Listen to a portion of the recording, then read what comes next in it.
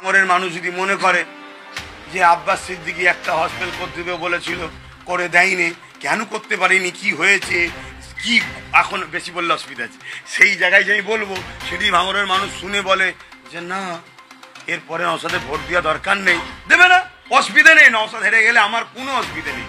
আমি ওপেন বলছি, আব্বাস সিদ্দিকী কোনো অসুবিধা নেই। মমতা 10,000 মাসা দিয়েছে, পুরফায় রেল হয়েছে, উন্নয়ন পরিষদ কি বলে মাঝে পর্যটন কেন্দ্র করেছে, ডবল ডবল চাকরি হয়েছে। কেউ বলেছিল সার্টিফিকেট ছিঁড়ে দেবো যদি নওশাদ যেতে, ছিঁড়েছে? বলুন, ওদের তো 1 লক্ষটা প্রমাণ দেবো। আমার একটা কথা নিয়ে সমালোচনা হচ্ছে, তাই তো? হ্যাঁ, এটা আমি দেখেছি, খুব দেখেছি। তবে এই বিষয়ে আমি ভাঙড়েই প্রোগ্রাম করে উত্তর দেবো। এর বিষয়ে আমি কি করছি না করেছি, কি হয়েছে না হয়েছে, অবশ্যই উত্তর দেবো। কিন্তু একজন প্রশ্ন করেছে, একটা ছোট্ট কথা বলি। মমতা 10,000 মাসা দিয়েছে, পুরফায় রেল হয়েছে, উন্নয়ন পরিষদ কি বলে মাঝে পর্যটন কেন্দ্র করেছে, ডবল ডবল চাকরি হয়েছে। কেউ বলেছিল সার্টিফিকেট ছিঁড়ে দেবো যদি নওশাদ যেতে, ছিঁড়েছে? বলুন, ওদের তো 1 লক্ষটা প্রমাণ দেবো। আমার একটা কথা নিয়ে সমালোচনা হচ্ছে, তাই তো?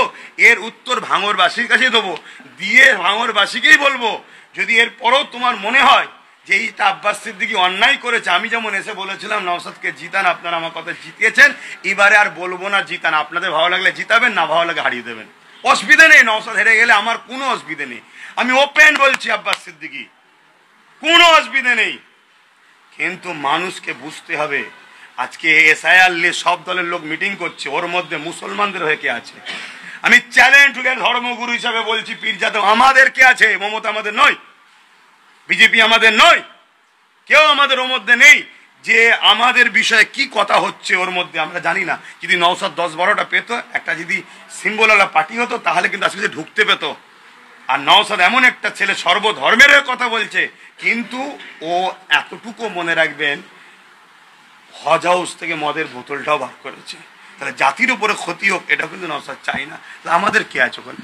আমি তো প্রশ্ন করতেই পারি, একজন মুসলমান হিসেবে জানতে পারি, তাহলে আমার বিরুদ্ধে ওখানে কি কাঠিলাড়া হচ্ছে, কি করা হচ্ছে, আমি তো কিছুই জানি না।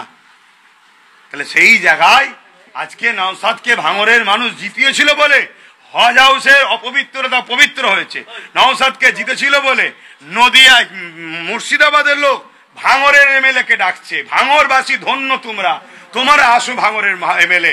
নওশাদ সিদ্দিকী যেতেছিল বলে 1 সপ্তাহের মধ্যে গোরক্ষা বাহিনী যে মেরেছিল ওই কি বলে বাঁকুড়াতে, দুর্গাপুরে, তাদের অ্যারেস্ট করলো, কিন্তু পরে ছেড়ে দিল। সেটা হয়তো আমাদের আইন ব্যবস্থাকে আমাদের রাজ্য সরকার হাতের মধ্যে পুঁটে রেখে দিয়েছে।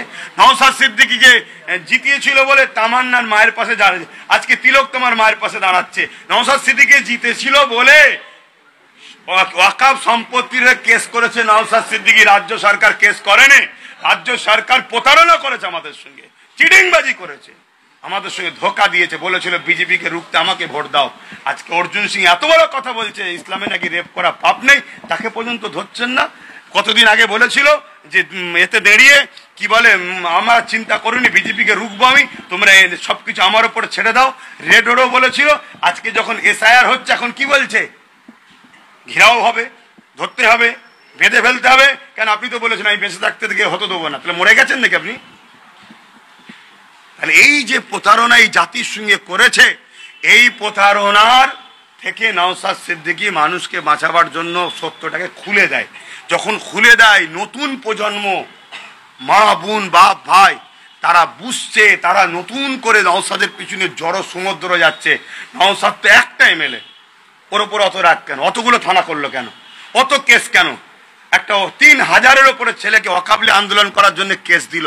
কই শুভেন্দু তো এত বড় বড় কথা বলছে, চোরেদের রানী, তারপরে কি বলে রোহিঙ্গাদের খালা, কার ফুপু, কার নানি, কত কি বলছে। কই ওর নামে একটা কেস হয়েছে? তার মানে কি চা খাওয়াবার সময় শুভেন্দুকে ডাকো, চা খাওয়াতে হবে আমার ভাইকে। কেন? শুভেন্দু বলে দেবে দিদি ঠিক লাইনে আছে, ওই দিক তো অমিত শাহ মোদি বলবে বাংলায় দিদি থাক। আরে বাংলায় মমতাকে বিজেপি বাঁচিয়ে রেখেছে, চ্যালেঞ্জের সাথে বলছি। না হয় বাঙালিদের বিরুদ্ধে কখনো বিজেপি কথা বলে? অতএব এটা আমার কম, আমার সমাজ এবং পিছিয়ে পড়া মানুষ আজকে এসসি এসটি ওবিসি নওশাদের পিছনে ছুটছে, মানে পিছনে বলতে ওকে আপন করে নিচ্ছে, দাদার মতো, সন্তানের মতো। আমি তো দেখছিলাম, কোথাকারের ছবি জানি না, ও নাকি কি মুড়ি আর কি চপ খাচ্ছিল। আমি ওকে বলেছিলাম মুখরোচক খাস কেন? ও মুখরোচই সবসময় খায়। ওদের ক্ষতি হবে রে, ফলটাল খাবি, জুস টুস খাবি, অনেক লড়াই করতে হবে, অনেক কটা গুন্ডা, এদের বিরুদ্ধে লড়াই করতে হবে। তুই মুড়ি কি আর কি খাচ্ছে?